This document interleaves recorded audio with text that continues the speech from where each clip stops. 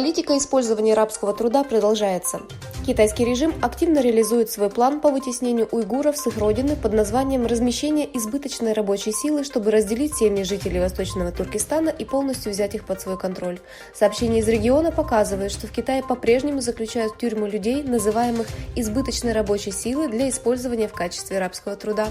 Как сообщает China News 15 декабря, стало известно, что лагерь под названием «Центр профессиональной переподготовки» в районе Кумол-Барикол все еще действует. В отчете Управления по международным трудовым вопросам Министерства труда США говорилось, что эти объекты являются лагерями принудительного труда, в которых людей помещают без их согласия.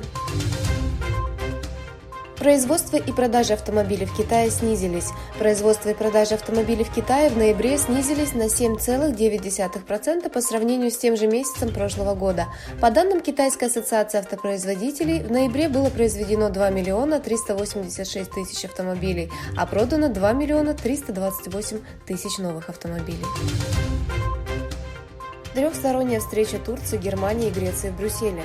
Делегации Турции, Германии и Греции провели трехстороннюю встречу в Бельгии. В ходе встречи обсуждалось оживление каналов связи между Турцией и Грецией.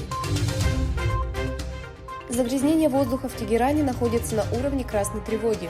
В столице Ирана, Тегеране, загрязнение воздуха достигло уровня красной тревоги и негативно сказывается на общественной жизни. Из-за антисанитарных погодных условий опустели парки и сады, которые являются главными местами для общения горожан. С другой стороны, граждане приняли во внимание предупреждения властей и выходят на улицу в масках. Загрязнение воздуха в городах Тегеран и Эльбурс достигло опасного уровня, в связи с чем властям пришлось принять новые меры. Во вторник, 20 декабря, отменены очные занятия в школах. Северная Корея провела испытания баллистических ракет. Правительство Японии и Объединенный комитет начальников штабов Южной Кореи объявили, что Северная Корея провела испытания баллистических ракет. Также сообщается, что в рамках Организации сил США в Корее, дислоцированных в Южной Корее, было создано Корейское командование космических сил США. Аргентина выиграла чемпионат мира.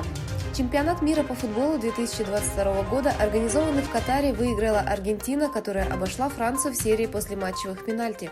Финал завершился со счетом 2-2 в основное время и 3-3 в дополнительное время. Сборная Аргентины стала первой неевропейской командой, победившей на чемпионате мира за последние 20 лет. В 2002 году трофей взяла Бразилия. Финальный матч между Аргентиной и Францией состоялся на стадионе Лусаил после 28-дневного марафона из 63 игр. Звездный игрок Франции Килиан Мбаппе стал лучшим бомбардиром чемпионата мира по футболу 2022 года.